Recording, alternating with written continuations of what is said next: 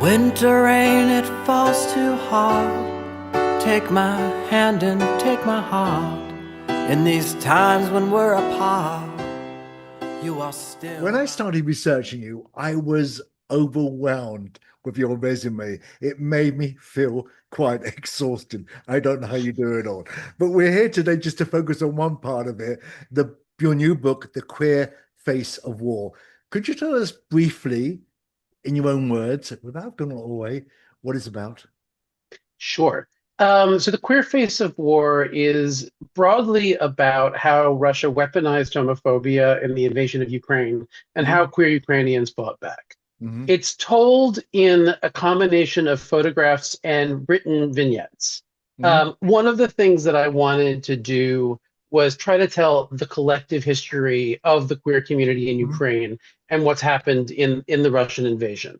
And I've worked on covering wars in Iraq and Afghanistan and a lot of other places over the past almost 15 years now. Yeah. And in most cases, people could not tell their stories publicly or show their faces because it wasn't safe to come out. And as a result, we have no history of a queer community in war, and we have no visual record of it. Oh, right. And so I wanted to bring that all together into this book. What inspired you to write it, and why do it now? So when I spent a lot of my career as the senior world correspondent covering LGBT rights for BuzzFeed News. And the very first place I was sent when I was joined as a staff writer was to Ukraine. And this was back in 2013, right before the first round of fighting with Russia began. And at that moment, I was really stunned by a lot of the efforts to introduce anti-gay legislation in Ukraine was pushed by Russian allies who were trying to scare Ukrainians away from becoming part of the EU and democratization. So that's a story that's been important to me. And as soon as the full-scale invasion happened, I knew I wanted to do that. In war like this, do queer people have it worse than straight people? I don't know that it's a relative thing, but there are specific vulnerabilities that queer people have. One of which we're seeing very clearly in this conflict is that often armed groups will attack queer people and other marginalized people as a way of trying to win support for their attacks from the broader population. And so that's very common. And also because queer people are marginalized, they often can't count on other citizens to come to their aid or to be able to access services in the same way that straight people can. I think that's the way I'd put it. So in the Ukrainian queer community, do they focus on equal rights or do they focus on the war generally? Where do they go? It's been really interesting to watch the Ukrainian LGBTQ movement respond to the invasion. They have done an extraordinary job of being part of the broader effort to combat the invasion, but also in that context, still making the case that they need equal rights. And perhaps the best example of this is the work of the LGBTQ military union, which was the first organization for LGBTQ soldiers and veterans. And at the beginning of the full-scale invasion, they turbocharged their Instagram account and were regularly posting stories of queer soldiers, sometimes showing their faces, sometimes not, but just basically making the point in a very clear way that queer people were soldiers too. And in fact, the founder of that organization had spent 2 years back in 2014, 2015, fighting in some of the bloodiest battles of the first round of fighting with the Russians. And he was deployed in some of the hottest zones for the entire time that he was serving. In fact, he started with a group of 100 soldiers, and by the time he was discharged, only 4 of them were still alive. Wow! And that very high-profile service, demonstrably in public opinion polls, changed the entire discourse around LGBTQ rights.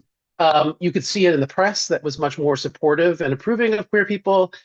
There had been politicians who had explicitly made the statements that queer people couldn't be patriots. They proved that wrong.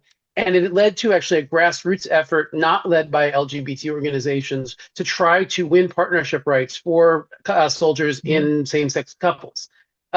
Unfortunately, the legislation to make that happen has been stalled in the legislature, but the fact that it's become a major topic of debate with a lot of support across the spectrum, is a real sea change in Ukraine. Yeah. You seem quite sane. So how do you cope with going to war zones? This is not your first war zone, is it?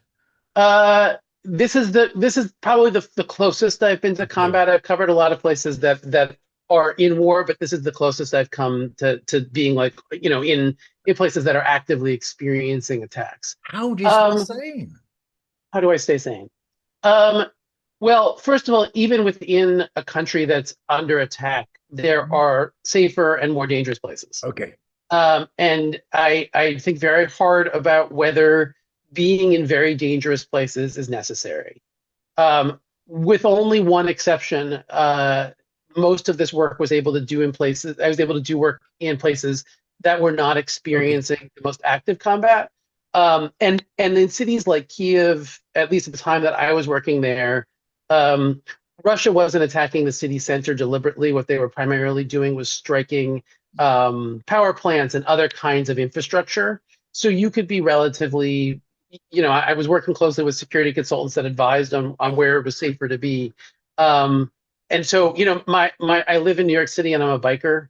And so my standard of safety is always, is it more dangerous than biking in New York? And like I said, with very few exceptions, I never felt more at risk when I was on the ground than I do on a bicycle in New York. So when it comes to being gay, I believe in Ukraine we previewed in 1991. And when I was looking you up today, and I saw an article in the Kiev Independent that said that over 70% of most people in Ukraine want equal rights for the gay community. Is that accurate? The 70% number, to be perfectly honest, I haven't looked at the exact Okay. statistics for a while.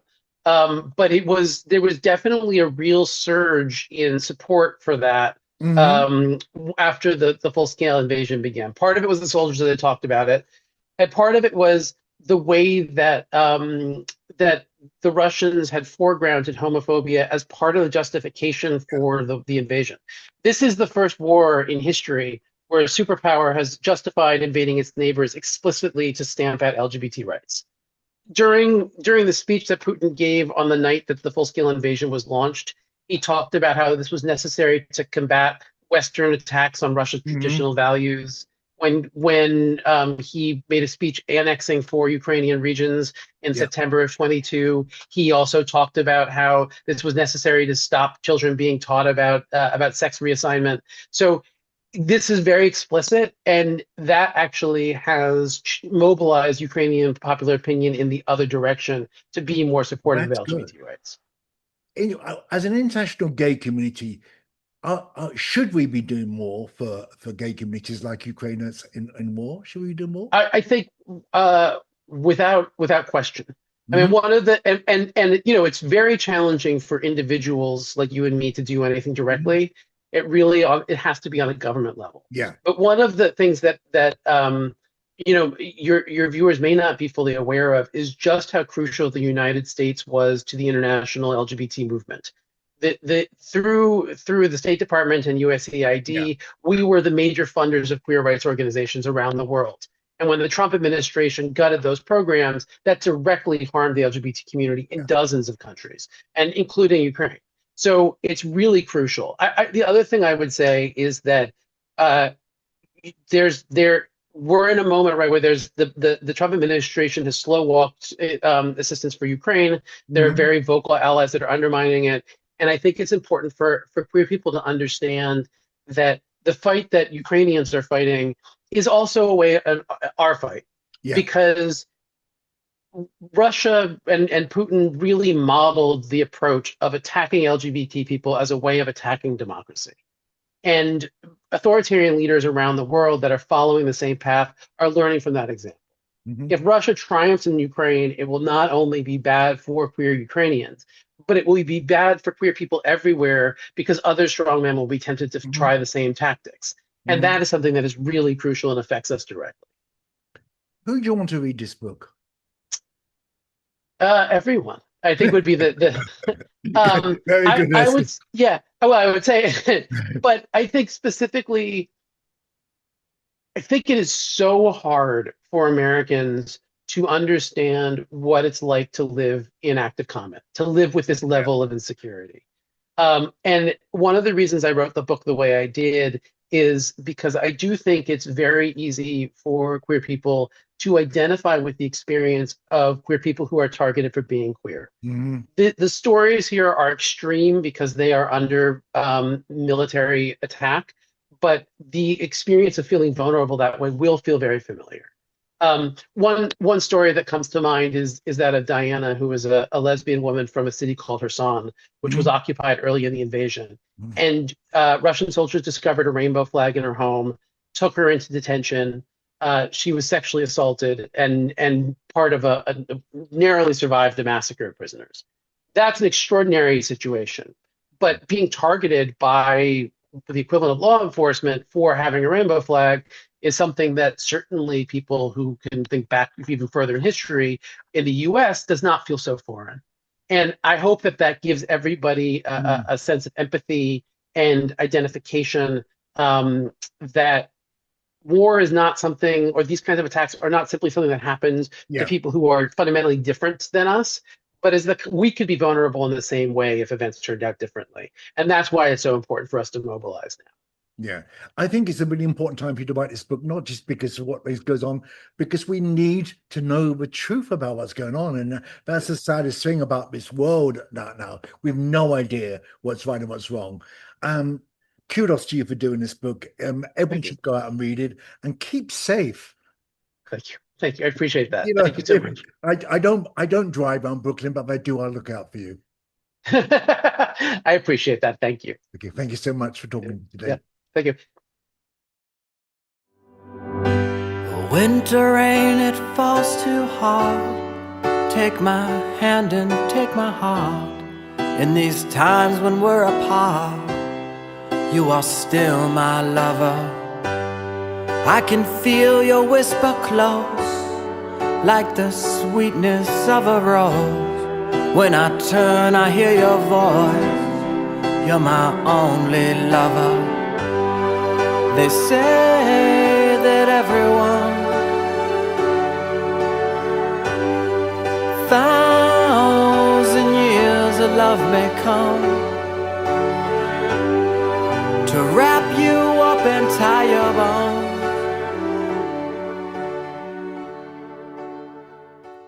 I spent the past 4 years on my project, The Queer Face of War, because I wanted the world to know the story of queer Ukrainians fighting back against the Russian invasion of Ukraine. Now I have the chance to take these stories to some of the most important cultural events of Europe this summer.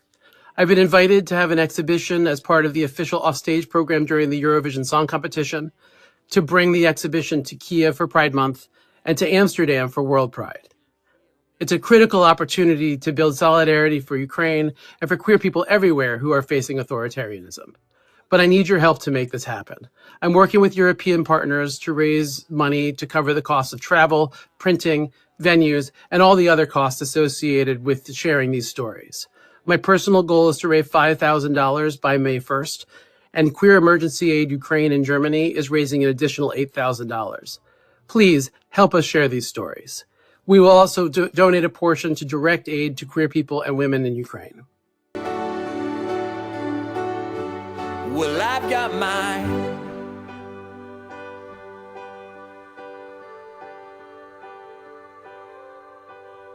Tragedy seems to strike at the peak of any life. No matter.